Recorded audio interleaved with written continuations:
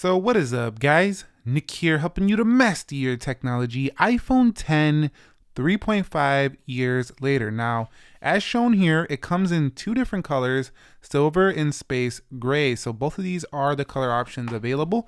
Now, this phone can be found right around $250 to $350 depending on where you look. And for that price, you're still getting the latest iOS 14.6 that just launched, and this should be getting iOS 15 as well. So really, I mean, you're still up to date. So if you're looking for a secondhand iPhone, you want an OLED screen, and you want it to look somewhat like an iPhone 10R, somewhat like an iPhone 11, but you don't want to pay those prices. This is a good entryway for people who just want to try out iPhone maybe. So 3.5 years later, with the build, the look, the design of this phone, and I gotta say that I think it's held on very well. Apple's very conservative with their design approach, taking several years to really redesign and change the phone. So the iPhone 12 Pro definitely has some different looks, but it only kind of squared off the edges. Overall, this is still a very beautiful looking device here in 3.5 years later after being on the market. I do think this one actually, I think the iPhone 12 Pro looks a little bit better than this device. I do believe that this one right here does feel a little bit better to hold. It's a little bit lighter, and it also does have this way it curves and wraps into the palm. It just feels amazing, like the way this just sits in the palm right here. It's a very ergonomic and comfortable device to hold. One of the best Apple's ever done. And because it's a 5.8 inch screen, it's pushing the edge of getting big, but not so big that it seems like a reach. Even the iPhone 11, the 10R, feel like more of a reach, whereas the iPhone 12 mini for a lot of people was just too small. So this is maybe the perfect size, 5.8. Let me know your thoughts on 5.8 inches down below. Overall, I will say with the IP67, we have upgraded IP68. The phone does scratch around the edges. By the charging port, you will notice you can get wear and tear down here from just constantly putting it in and taking it out of the charging port. Definitely more noticeable on a space gray, but the edges do scuff up. There will be some wear and tear depending on how well you took care of this phone. However, again, it's stainless steel on the edges. It's glass in the back. Protect the back. The stainless steel can get scratched. Overall, I think it's held up pretty well over this duration of time. So the thing that actually held up the best on this phone, I think, is the display. Now, the iPhone X's display only hits 625 nits, but I say that like that's not a lot of brightness. That is a ton of brightness. Indoors, the newer 800 nit iPhones are definitely not needed.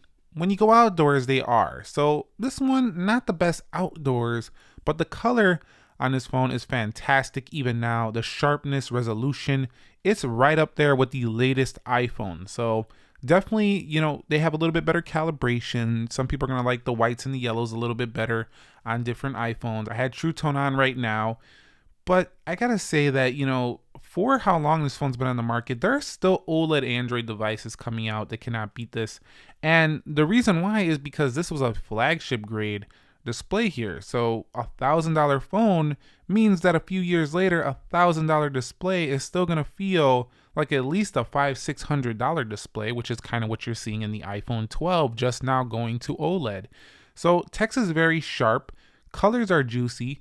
The whole entire brightness is pretty acceptable. The iPad Pro has 600 nits of brightness, so the brand new one, the 11 inch, not the Liquid Retina XDR one, but definitely very acceptable display. I think you'll be very happy if you decided to choose this now as maybe your first time trying iPhone at a lower price, or maybe even as a backup phone. It's still got a very good OLED display on board, and it's flat if you don't like curved edges. Now, while we all got used to the notch here, I do want to just make a quick mention of it because over my time using the iPhone 10, I have noticed that, and this goes for any iPhone with a notch, which is basically all of them right now. When you are in reader view, if you are a reader who reads top to down, you will definitely notice it cutting into your content right there. This also will be more prevalent when you are using reader view in a lighter mode. So let's say I'm in the white mode, and then you go like this, and you can see if you like to zoom in and you read top to down, like so your eyes start here and they start scrolling down, and you kind of go like that, you will notice it cutting in. In addition, in photos as well as videos, it does tend to do this as well. However, there's a quick fix for this. You can go ahead and just read whatever the results are here. Let's go ahead and zoom out. You can go ahead and just read this by hiding reader view, and then it won't go past the search bar up there. So definitely there are ways around it. In addition, in photos, you don't have to zoom in and there'll just be black bars top and bottom, so you won't have to see that. YouTube the same. If you don't pinch in, it'll never affect you. But when you do, you will notice that you don't have a full screen right here, but at least you have a very thin chin here for iPhone 10. Even now, this is one of the better chins on a smartphone, even though this phone is pushing 4 years already. Now, software, we are talking about 14.6. So you do have all the same stuff that everyone else was getting a week ago or a few days ago, whenever that, I think it dropped a few days ago. 14.6 launched. You know, you got widgets, you got the app library, you have all those bug fixes that came with 14.6. And some people are having bad experiences on older iPhones, depending on if they're on 14.5, 14.5.1, 14.6. But here's the thing. Being on a phone that's old and still getting software updates really makes a case why you might want to consider iPhone as at least one of your devices. Maybe use an Android, but at least pick up one if you want to keep it for a long term. If you're going to go main phone and you want to keep it long term, this is pretty incredible to see. So if I go to software update, you'll see I'm on the latest version. I will be covering the iPhone 10 on iOS 15 as well. But really having all the latest privacy, security patches, you know, widget support, as well as app library and the ability to customize this with the newer 14 features, it's just pretty cool that you don't even need to get a new phone right now. If you've been rocking the iPhone 10, you could, if you made it this far, you might as well wait to the iPhone 13. And performance. Now, this is going to be dependent on your phone. Some people's phones don't perform as well on certain updates. Some people's do. In addition, we have to keep in mind also your Wi-Fi mobile performance is going to vary as well. But when it comes to the A11 Bionic, the A10 is still usable. So what do you think about the A11? It's definitely going to be very usable. This phone still feels slick and smooth, showing the refinement, showing the tight level of control Apple does have over hardware and software. This phone is a prime example. The thing is pushing 4 years. I would say it performs almost like when it was new. I'm not having much of a difference. I won't say the battery is as strong as it was when it was new in terms of, you know, getting the same longevity. I do think it did a little bit better on its initial versions. But in terms of smooth, it's there. It's all there. Even with 60 hertz, it's still there. You know, I would like to see a 120 hertz iPhone, and that's when this one will definitely feel much older, but so will the other iPhones. This device performs like a champ for the age it is. Now, a game is not going to open as fast as it would on iPhone 12.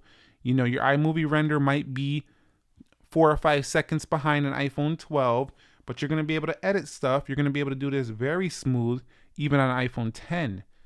And that just shows the level of refinement here you do have for this device. So long term, man, very impressed. Overall, thumbs up here. But where the iPhone 10 does struggle, it's not going to do it here, but is RAM. So 3 gigabytes of RAM on this device means that if you are the type opening a bunch of applications, this is not going to be like a 6 gigabyte of RAM iPhone 12 Pro, iPhone 12 Pro Max. This thing right here is going to reload some stuff at 3 GB of RAM, but overall not bad whatsoever. So 3 years later, with the introduction of the dual camera on the iPhone 10, it really changed up the design. We had dual camera on the iPhone 8 Plus. We had dual camera on the iPhone 7 Plus. Now, this one did bring a pretty good telephoto zoom. It brought pretty good video. And of course, you got your slow-mo. It could do 4K 60 video. Portrait mode is on board. You have square mode for Instagram and panoramic. Pretty basic camera. On the front, we do have the 7 megapixel selfie camera. Not the strongest here, but this camera is still very strong, I would say, for a backup phone in 2021. I'm just going to shut up talking. Take a look at the samples with the iPhone 10 and let me know your thoughts on the camera now.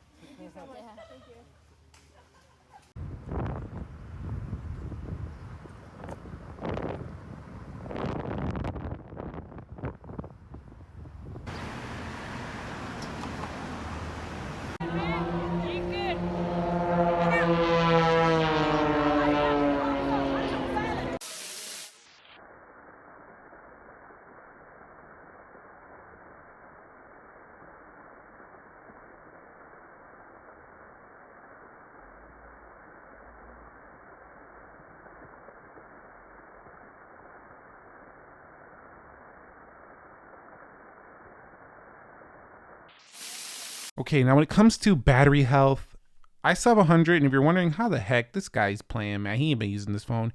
And when I had the iPhone 10, you'd be right, I was using one of the Samsung Note devices as my main device. I carried this in my back pocket and was taking photos with it, using it as a side phone, so I wasn't stressing the battery like most people would. However, this one over here, a little bit more beat up, lower battery health. However, I reset this one, so we're not gonna be able to show that there.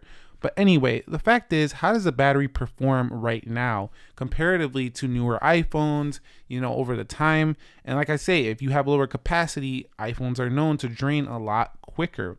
So I would say with 2716 milliamp hour battery, this thing does get through a day with light to moderate use. Even when it came out, I would say moderate use, it would definitely make it through a day. Why do I say this? Because if you really push this phone, I was definitely needing a charger by 7-8 p.m. at night. I even did an all-day battery test on this phone, which you could check out right here. It's going to be on an older version, but it still should be pretty similar to what an iPhone 10 can perform like. But it's pretty good. It just wasn't overly impressive. It ain't nothing that's going to go into a second day on the battery life. Even 3.5 years later, that statement I still stand by. Phone call quality is an area of this device that I definitely found to be lacking comparatively to Samsung devices that compete with this. Now, it wasn't the strongest in terms of reception, and that is why I put it lower than the Samsung devices, because my phone call quality experience has to have good reception or I'm not going to be happy with it. And Face ID still works pretty flawlessly. I mean, it's not as quick as the newer iPhones, but it still works about the same. So this technology, Apple kept this thing around forever as well. So is the iPhone 10 a solid buy here?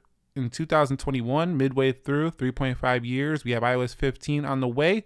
We do have iPhone 13 on the way as well.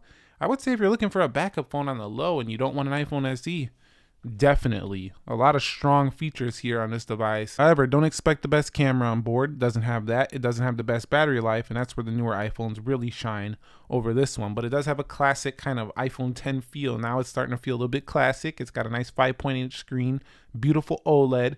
Camera definitely acceptable enough and good lighting as you've seen in the samples. It's a solid phone. Let me know your thoughts on the iPhone 10 3.5 years later. How's it been for you? Latest update news, how it's been for you on that. And if you found this video entertaining, informing, enjoying, click the like button for me. And if you love this one, you might like this one as well. I'll catch you all in the next episode. Nick here. Be sure to be well and peace.